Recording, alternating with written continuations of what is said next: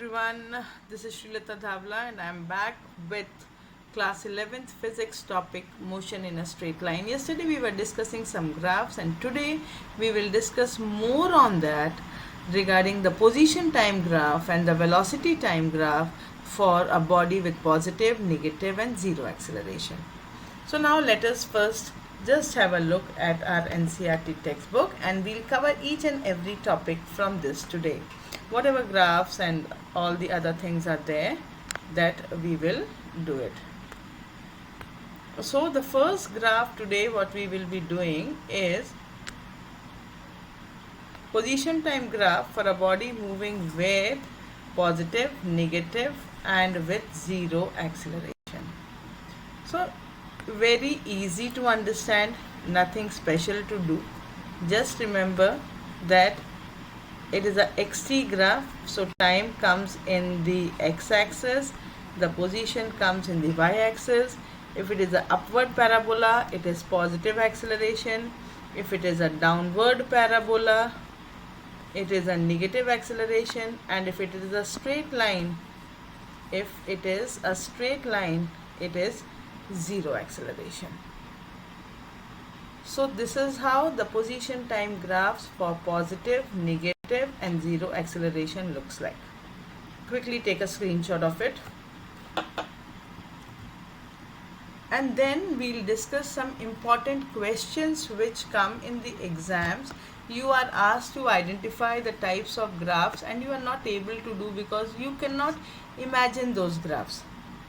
So the first graph we will be seeing today is the velocity time graph when the motion is in positive direction and velocity is also positive. Motion is in positive, you have to draw a VT graph. So see, here you have a VT graph. What is this? This is a VT graph. All the graphs of motion in a straight line will either come in the first quadrant or the fourth quadrant. It can never come in the second or the third quadrant because in the second and the third quadrant time will be negative, which is not possible. So all the graphs will either be in the first quadrant or in the fourth quadrant. Why? Because time can never be negative. If the motion is positive, that means the graph should be in the first quadrant and the acceleration is also positive. So it will be a uniform acceleration. So uniform velocity, body moving in positive direction with positive velocity. You can also start the same graph with starting from origin. This is also not wrong. Here they have specified that the body has some initial velocity. It's up to you wherever you wish to do it. Then the motion is in positive direction but the velocity is, the acceleration is in the negative direction, in the negative acceleration. Motion is in the positive direction but acceleration is negative. As soon as I say that motion is in the positive direction, the quadrant will be first. And then I said negative acceleration, that means the acceleration is decreasing, that is final velocity will be greater than initial velocity. So just have a look at this graph. Final velocity V0 is greater than the initial velocity. So this is a graph for a body moving in a positive direction with a negative acceleration. Now the third graph. So motion in a negative direction and negative acceleration. As soon as I say motion in a negative direction, it has to be in the fourth quadrant. It has to be in the fourth quadrant. The velocity will be negative and the acceleration is also negative. And the last but not the least, if the motion of an object with negative acceleration that changes its direction from t1 and then t2, then what do we mean? Negative acceleration means culmination of both the second and the third graph. Acceleration is decreasing, motion is positive till t1. After that motion is also negative and acceleration is also negative. So these are the four graphs which you have to identify. A quick recap: position time graph for a positive acceleration is an upward curve, position time graph for negative acceleration is a downward curve. For a position time graph is a straight line. That means acceleration is 0. Motion is in the positive direction. Acceleration is in the positive direction. That means the quadrant is first. Motion is positive and acceleration is negative. That means the graph will be in the first quadrant, but the acceleration will be decreasing. Final velocity will be less than the initial velocity. Now, motion in negative direction, acceleration in the negative direction, the graph will be in the fourth quadrant. Motion in the positive direction but decreasing acceleration till time t1, that is this part. And from t1 to t2, motion is also negative and acceleration is also negative. So these graphs are very, very important from the NCERT textbook. So now the next set, what we can do, which we have already done, you can just have a recapitulation. We have done this equation of motion, we have done this. Now we come to a very, very important portion, very, very important motion, that is free fall. Free fall. So what do we mean by free fall? Free fall means when a body is allowed to fall from the surface of earth. You have to just remember that the radius of the earth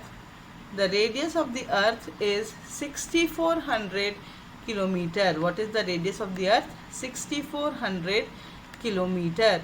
So if we are dropping a body from a height which is less than the radius of the earth, much less rather, it is less than the radius of the earth, then earth, you know that due to gravitation, pulls every object towards itself with a constant acceleration. Why did I use the word constant acceleration? Because the height through which the body falls is small as compared to the radius of the earth.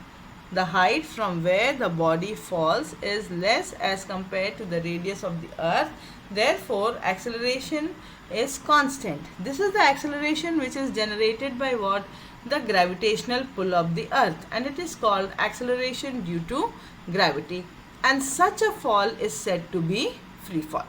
So what is free fall? When a body is allowed to fall from near the surface of the earth such that the height from which the body is being dropped is less than the radius of the earth, then the earth generates an acceleration and pulls the object towards itself, and this acceleration is called acceleration due to the gravity, and this case of motion is called free fall.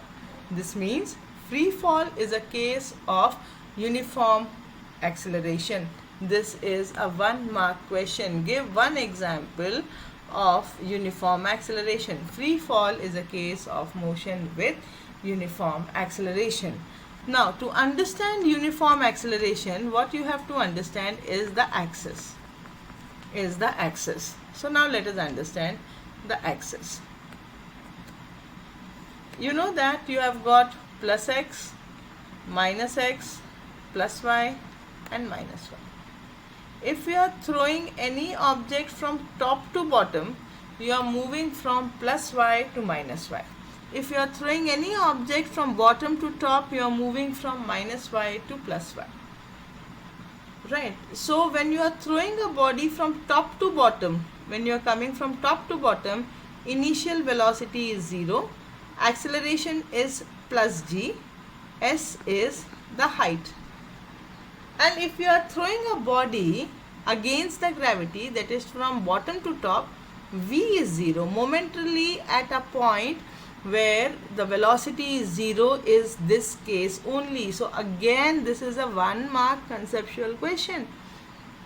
Can the direction of velocity, can the velocity be 0 but the body is still accelerating? Yes. At the highest point of the free fall, the velocity is 0 but the body is still accelerating. One more question can come from this point is that, is it possible that the velocity and the direction are in opposite direction? Again, free fall. When you are throwing a body against the gravity, earth will always try to pull the object towards itself, and the velocity is in the upward direction but the acceleration will be in the downward direction. So since you are moving against the gravity, A is negative and height will become S. S will be the distance covered, or will be the height covered. So if this is the case, then we had three equation of motion. What were the three equation of motion? The first equation of motion was V is equal to U plus AT.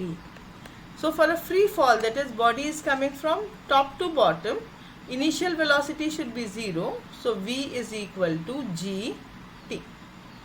Again, S is equal to UT plus half AT square. So again a body is coming from top to bottom. So U is 0. S is equal to half of GT square. Now, third equation, V square minus U square is equal to 2AS. In this case, again initial velocity is 0, so V square is equal to 2GS.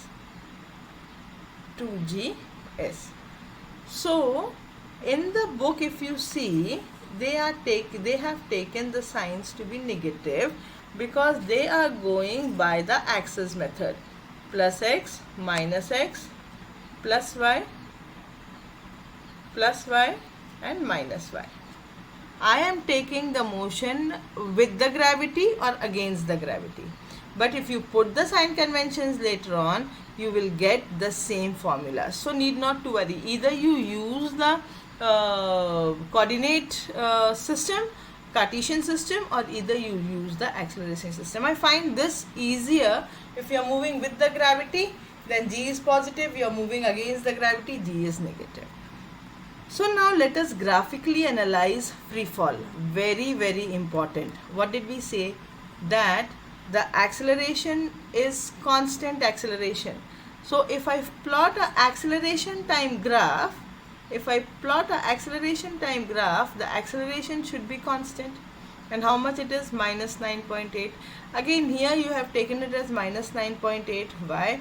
Because in the downward direction, G acceleration due to gravity is also downward, and Cartesian plane says that if you are moving from top to bottom, you are moving from plus y to minus y, and hence the G will have, the graph will be in the fourth quadrant. If you draw it with the conventions of gravity, then for a downward motion, it will come in the first quadrant. So it's absolutely up to you. You have to just show according to the Cartesian system or according to the gravity system. Graphs we are discussing according to the gravity system, so that you don't have confusion when you look at your textbooks. So acceleration should be constant. Why it is constant? Because Earth is pulling any object towards itself with a constant acceleration of 9.8 meter per second square. And again, why we have taken negative? Because we are using which system? Cartesian system, which says that when a body comes from top to bottom, the acceleration should be negative. We are moving from plus y to minus y. Then what about the velocity? If this is the case, then my velocity time graph should be uniform. So this is the velocity time graph. This one is the velocity time graph for a body in a free fall. Just see. So this is the velocity time graph. If this is the velocity time graph, obviously the position time graph will be non-uniform. Very, very important graphs in terms of your school examinations, in terms of competitives, where you are given mixture of graphs and you have to identify which is correct and which is not correct. So the next topic is an interesting topic which is called as stopping distance of vehicles. NCERT is the base book. If you don't study NCERT thoroughly, it will be a tough task ahead. Preparing for competitive, preparing for your school examination, NCERT is the base book.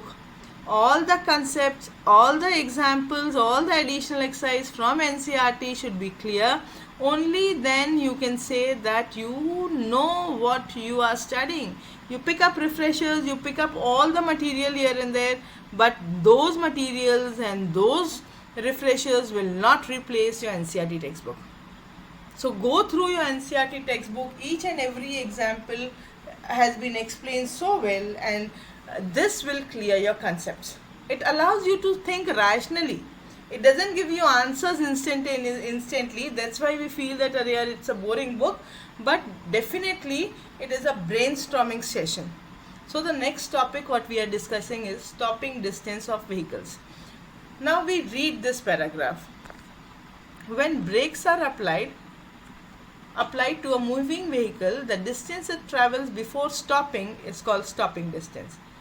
It is an important factor for road safety and depends on the initial velocity and the braking capacity or the deceleration that is caused by braking. Derive an expression for the stopping potential. This is a case study question. What I was asking was for this only, brainstorming. They have given you a passage and they want you to derive an expression for stopping potential. Now, it's very easy. You apply the brake and instantly the body doesn't come to the rest. The vehicle doesn't come to the rest. It travels some distance. Lesser the distance it travels, better is the braking system. More the distance is travel, the braking system is not okay. You have to get it checked.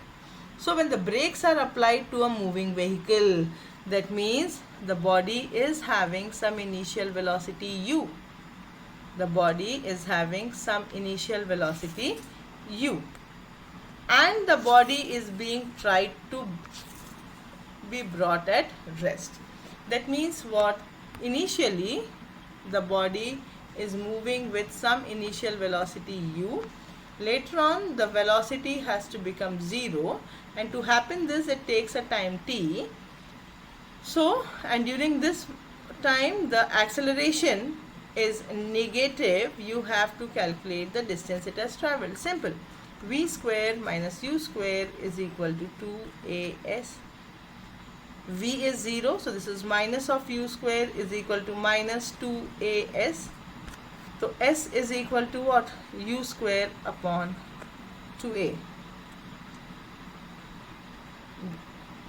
S is equal to u square upon 2a. And what is this? This is nothing but expression for your stopping distance. Understood? I hope I am clear with this. This is an important one. The stopping distance we have calculated, and the stopping distance comes out to be how much? It comes out to be S is equal to u square upon 2a. The next they have given is the reaction time. When a situation demands an intermediate action, it takes some time before we really respond. Reaction time is the time a person takes to observe, think and act. For example, if a person is driving and suddenly a boy appears on the road, my God, then the time elapsed before he slams the brake of the car is the reaction time. It depends on the complexity of the situation and on the individual. So, again, this is a case study. They have given you a passage and they have asked you to imagine, and then you have to solve. And what they have asked you to imagine, take a ruler and ask your friend to drop it vertically between the gap of your thumb and your forefinger, just like this. And then you have to catch it. And number of times you catch it, your reaction time can be measured. So very easy part of it. You are dropping a body, you are dropping the scale from where? You are dropping the scale from top. So if you are dropping anything from the top, I told you that the initial velocity has to be 0. So if a body is being dropped from the top, the initial velocity has to be 0. It is covering some distance, it is covering some height, say h. Acceleration due to gravity is g and the time is t. You have to find the time. So what is the formula? S is equal to ut plus half at square. So S is equal to half of gt square. What is S? S is h. So h is equal to half of gt square. So t is equal to root over 2h upon g, and if you talk in terms of distance, then it will be 2s upon g. So it depends on what? it depends on acceleration due to gravity and the distance it is traveling. So these two terms, I hope you are clear. These two are the case study. And the third case study question from this chapter, and a very important topic for your competitives and all the other things, is relative velocity. This is important in terms of even your school exams when you appear for your annuals or for the pre-mids or mids. One numerical or one question from this topic is a must. So let us understand this. We'll go through NCERT text line by line. We'll get the brainstorming done. You must be familiar with the experience of traveling in a train and being overtaken by another train moving in the same direction you are. Very good brainstorming. See, you are traveling in a train and being overtaken by another train moving in the same direction as you are. While that train must be traveling faster than you, it is able to pass you. It does seem slower to you than it would be to someone standing on the ground and watching both the trains. So what has happened? This means they are giving two situations. There are two trains, A and B, and there is one observer somewhere here standing on the ground and having a look at it. So suppose B decides to overtake A, then B is accelerating. But for you who are sitting in train A, the speed seems to be almost the same. But for the observer who is standing on the ground, for him he can clearly see that train B is moving faster than train A. So how is it possible? To understand such a concept, we introduce a concept of what? Relative velocity. So first we'll derive an expression for relative velocity, and then we'll go to graphs, and then we'll solve the numericals. All the numericals we'll cover. Complete NCERT textbook we will cover. So instead of doing it over here, let me share a whiteboard to you. See, suppose I have got an object A and an object B. The initial position of A is XOA and initial position of B is XOB. A has a velocity of VA, B has a velocity of VB. And now I have to find the relative velocities. So how to find this relative velocity? So to understand how to find, you have to always understand when you talk of relative velocity, it is the velocity of one object with respect to another. For example, I write VAB. Then what is VAB? VA minus VB. Relative velocity of the object A with respect to object B. But if I write VBA, then VBA will be equal to VB minus VA. Now let us find. Suppose the position of the body A is XA. Then what should be XA? XOA plus velocity into time, its initial position, plus velocity into time. Similarly, XB should be equal to XOB plus velocity into time. Then XA minus XB, which should be equal to XOA minus XOB plus T common VA minus VB. So I want to find the value of VA minus VB. So this is the change in the position of A minus the change in the position of B with respect to time. And this is a relative velocity, VA minus VB.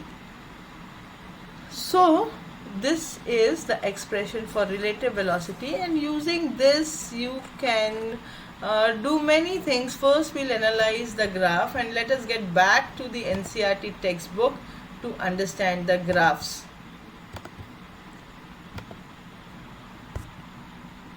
So here they have derived the expression Here they have derived an expression for VA minus VB, change in position, and then they have calculated VAB or VBA. Number one, what we want to analyze is three types of motion, and the graph which we will be analyzing is position time graph, because we are talking about velocity. If we would have been talking about acceleration, we would have used velocity time graph. The first graph, if the two objects are moving with equal velocities, then it is for sure that they will never ever intersect. They will never intersect. That means there will be no accident which is happening. No accident which is happening. That is VAB, let us write, is equal to VA minus VB. If two bodies are moving with equal velocities, that is VA is equal to VB, in this case the relative velocity should be 0, and this concept will be using it in numericals also, that if the two bodies are moving in same direction with the same velocity, then their relative velocity is 0.